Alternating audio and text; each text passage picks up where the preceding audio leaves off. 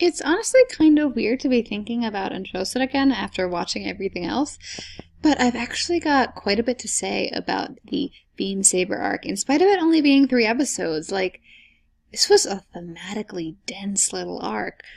More so than I had initially realized, as I'm thinking of what to say during this review, like, there's a lot. But the first great thing about this arc, serious character development for Shinpachi and Otai.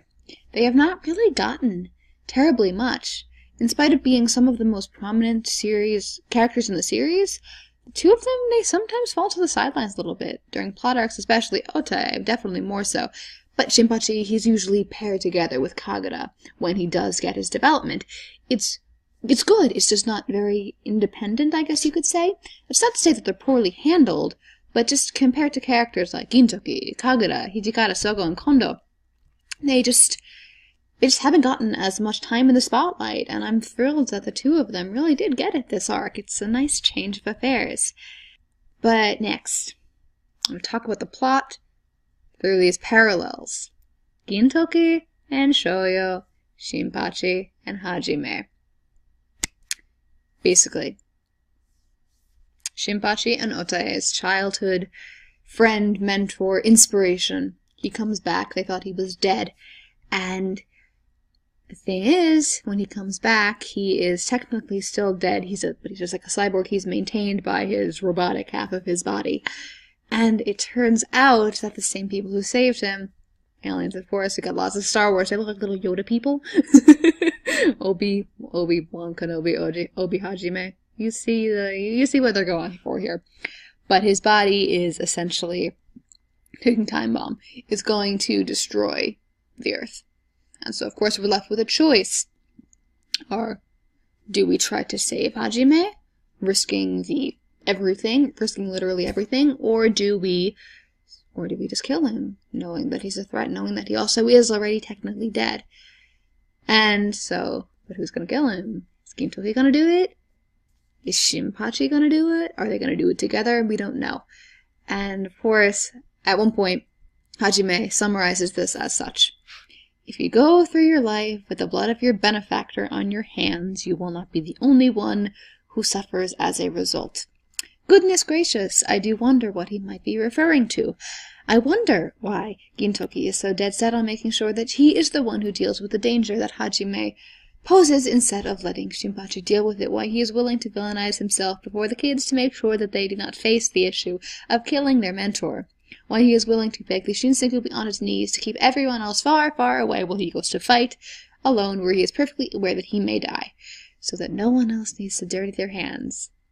He's already done it. He might as well be the one to do it again, so he can at least preserve their innocence. You've got to remember, these guys are still kids. He is at least 10 or so years their senior.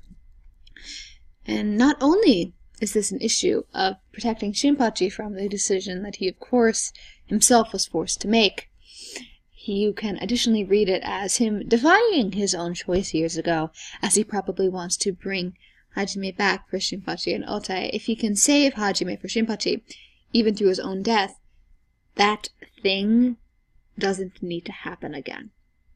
All of this, from preserving Shinpachi's innocence to trying to save Hajime, this of course falls in line with what Shoyo himself had taught him first and foremost, that his primary concern in picking up a sword should be the protection of a soul above all, even at the cost of life. It's all very emotional, and it's like, Min-chan, what are you doing? Don't do this to yourself again. Please, please, please, please. But of course he's Gintoki, and he will. Then of course Shinpachi and crew show up for Gintoki. He can't handle Hajime on his own. He's losing. And we are, of course, again reminded of that eternal Gintama lesson, that Gintoki desperately needs these people in his life to hold him up. And even though I forever admire him for his willingness to go at it alone for them, sometimes he just can't. And they are equally willing to bear what he bears at his side, even if it causes them their own dose of suffering. As Shinpachi ends up being the one to finally take down Hajime. And this reverts Hajime to his original self, more heartbreaking on the one hand, but also something of a relief. If Shinpachi hadn't done it, Hajime the person wouldn't have been saved. The ending is a bittersweet one, if nothing else, and one that I quite enjoyed a lot. Like, and of course, we get the central quote of the series at this point. And that's the thing. Tears are handy for washing away troubling and sad feelings, but when you grow up, you will learn that there are things so sad they can never be washed away with tears. There are painful memories that should never be washed away, so people who are truly strong laugh when they want to cry. They endure all of the pain and sorrow while laughing alongside everyone else. You can cry all you want right now, but one day you must become samurai strong enough not to cry. And in a sense, you can see that Gintoki and Hajime, Shinpachi and Otai as two big brothers, have the fundamentally same philosophy to keep on living and smiling no matter what might befall you. But what I found interesting here, sort of in addition to what the show has been stressing so far, live on, always, be happy, is that it also says that some things, some horrible things, they shouldn't be washed away. Almost that pain is part of life that should be felt, or at least it's not something that you should run away from, but something that you should face head on, learn from, and then laugh in its face. This is actually a bit different from what Gintoki has always done. Yes, he's learned to smile again, to love again, but he's still functionally running away from everything, so dead set on making sure that no one else needs to experience painful memories. That's all that he's trying to do this arc. Shinpachi, Otai, you are not going to face this. I will do it for you, even if I have to make myself the villain. And I'm not going to say that this is bad, but in this case at least, we're shown something of a different way. Shinpachi ultimately takes this head on, instead of keeping away as Gintoki would prefer. And in a way, you could say that Shinpachi is a little bit stronger for it. I mean, Gintoki's situation is considerably worse. There's no doubt about that. It's utterly unbearable, and so his actions are completely understandable. I'm not saying that Gintoki is doing the wrong thing here. But I definitely think that it was very, very good for him to see another way. For him to learn something from the kids instead of simply protecting them, instead of them learning from him. Like, it was just a really nice change. It was a nice change of affairs. And the only thing that I wish would have been done differently about this arc is that we got to hear about Hajime prior to this point. First of all, there's a little bit of a consistency thing. It's a little bit weird that someone as important to Shinpachi and Otai go completely unacknowledged prior to this point. Even if he were to have just mentioned in passing when the dojo was brought up. This isn't really the important thing, though. The thing is that we, as an audience, didn't really get to know him. Even though Shinpachi and Otai have an attachment to him, we really don't. He's a nice character. But so much of this arc is dependent upon the emotional underpinnings of this conflict that are definitely there. But it's so dependent upon our ability to really feel for Hajime in a manner similar to the two of them. I think this is incredibly important, but I never quite reached that point. I think that just even a little bit more time spent developing his character before the reveal, before the he's gonna blow up reveal and destroy everything, it would have helped this a lot. Make it a 4-episode arc instead of a 3-episode arc.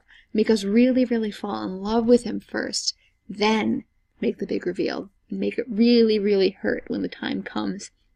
This is conceptually absolutely heartbreaking. The childhood friend and inspiration comes back after years after you think he died, only for him to need to die again before his body was weaponized.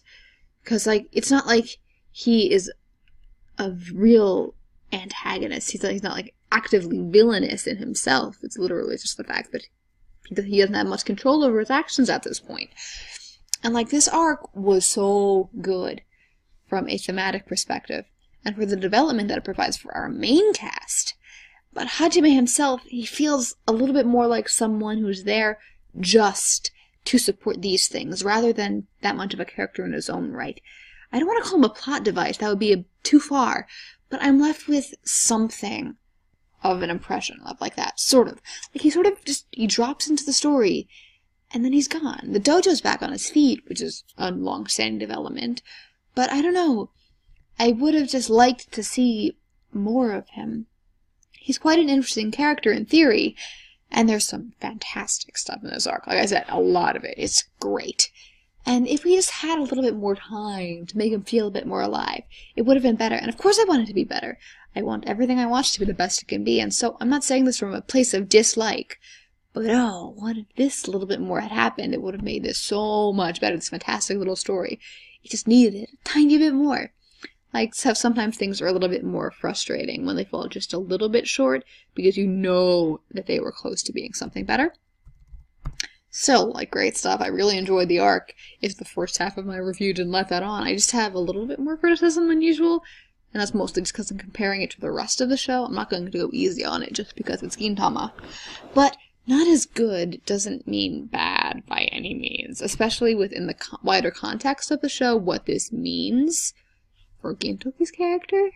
The School of Beam Saber arc is still stronger than most of the anime that I'm watching at the moment, like, obviously. But that is all I've got to say about this one. Thank you for watching. I hope you enjoyed this review.